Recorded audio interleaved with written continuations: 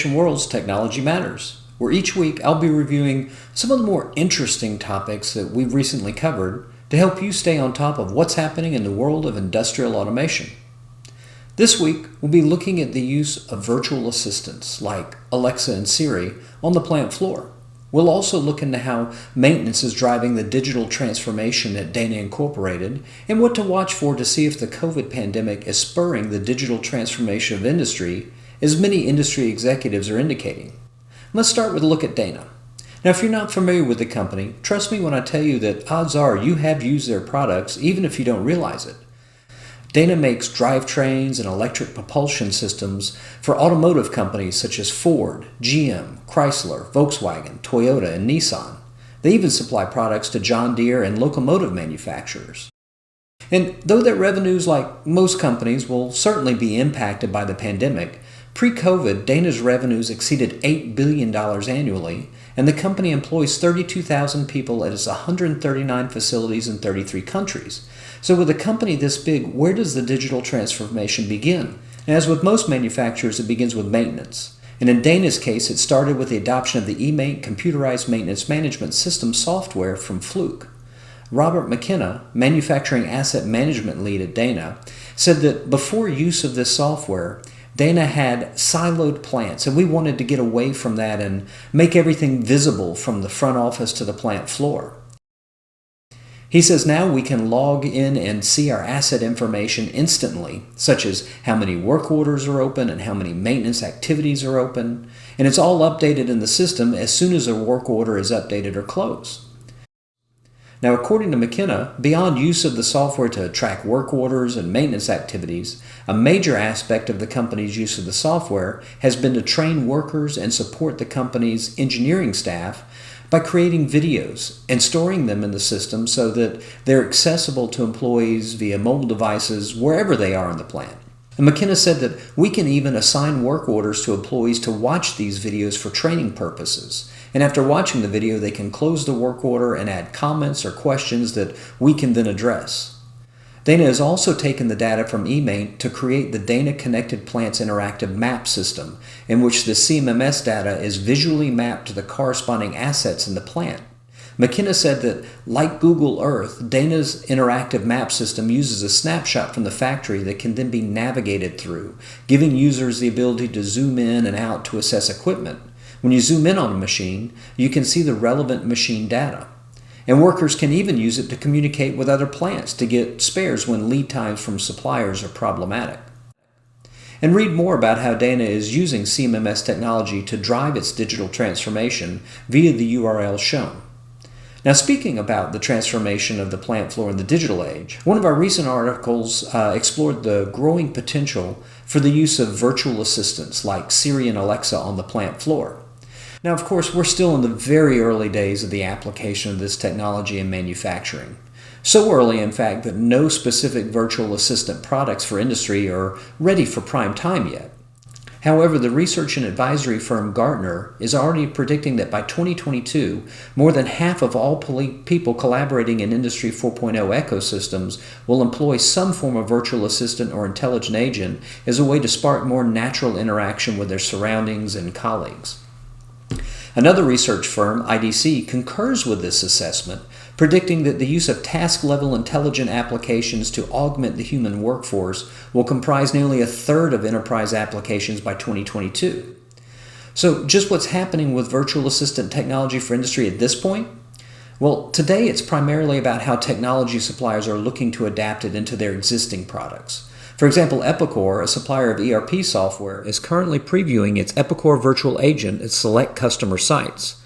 This assistant is an intelligent agent used to automate ERP processes like rescheduling manufacturing jobs or to execute simple queries. For example, getting specifics on product pricing or part quantities that are on hand through natural voice and text messaging interaction. And according to Steve Coolidge, Senior Product Manager at Epicor, the target for virtual assistants is shop floor personnel who roam the plant floor, monitoring and collecting information as part of their daily duties to fine-tune machinery and optimize production runs. Coolidge said the virtual assistant allows them to do that without having to stop and run back to the office or find a terminal on the plant floor. Now, Platane, a tech company that provides industrial Internet of Things software, is using digital assistants with its cloud-based total production optimization suite. Now, Platane's digital assistants collect data from censored plant floor equipment and enterprise systems, as well as domain expertise from employees, and it synthesizes all this information through context-aware artificial intelligence software to predict and resolve events before they happen. Now, according to Platane President and CEO Avner Ben-Basat, we not only tell a supervisor that this job on machine 4 is going to be late because of a particular bottleneck, we give them a recommendation to move the job to a specific machine using a specific batch of materials. Users get constant feedback on potential problems and recommendations on what to do next. Platane also has a partnership with Google so that factory floor employees can use Google Glass to communicate with Platane's digital assistants, allowing them to receive alerts, analytics, and real-time status updates in both audible and visual formats. Platane is also working with Siemens Digital Industry Software to embed their digital assistant technology into core enterprise production systems like ERP, manufacturing execution systems, and product lifecycle management software.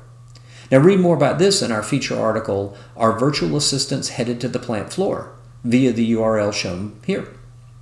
Now, to wrap up this week's Technology Matters, we'll look at a survey on Internet of Things technology adoption that was conducted by the Eclipse Foundation just before the COVID pandemic hit. And while this survey was not solely focused on the manufacturing and processing industries, its results reflect the general business community's IoT adoption at the end of 2019. And because of this, I think it provides us with a good pre-COVID snapshot of IoT adoption from which we can see how IoT adoption will progress from here.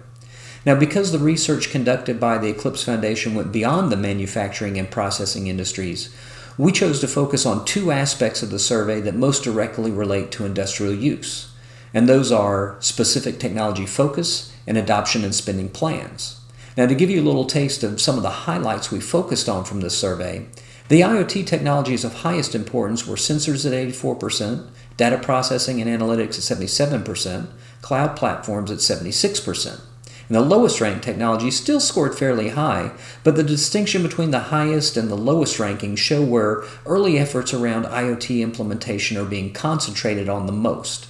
And the lowest ranking technologies that were still considered to be of high to medium importance were user interfaces at 73%, edge nodes and gateways at 72%, controllers at 71%, artificial intelligence at 67%, and actuators at 63%. Looking at IoT spending overall, the survey shows that 40% of respondents plan to increase IoT spending in the next year, with 36% saying they don't know or have no IoT spending plan. Now, these data points are in line with the survey's question about current and future status of IoT deployment plans, where 39% of respondents said they are deploying IoT technologies today, with 22% saying they plan to do so in the next 24 months, and 39% indicating that they have no plans to deploy IoT technologies. And this nearly even split among those who plan to spend more and those who don't know or have no plans is reflected in the fairly low amount of planned spending on IoT in the next fiscal year. And according to the survey results, 30% plan to spend less than $100,000 in IoT in the next year, with only 12% planning to spend more than $1 million.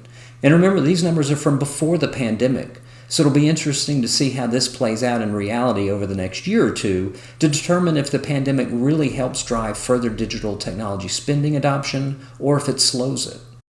So I hope you enjoyed this Technology Matters episode and that you'll check out these and other posts at automationworld.com. And if you haven't yet subscribed to our channel, please do so by clicking on the AWTV logo on the bottom right-hand side of your screen and tell your coworkers to please do the same. That way we'll be able to add more interactive features to our content here on the Automation World TV channel. And keep checking back in with us here as we'll be posting new videos regularly. So see you soon with the next installment of Automation World's Technology Matters.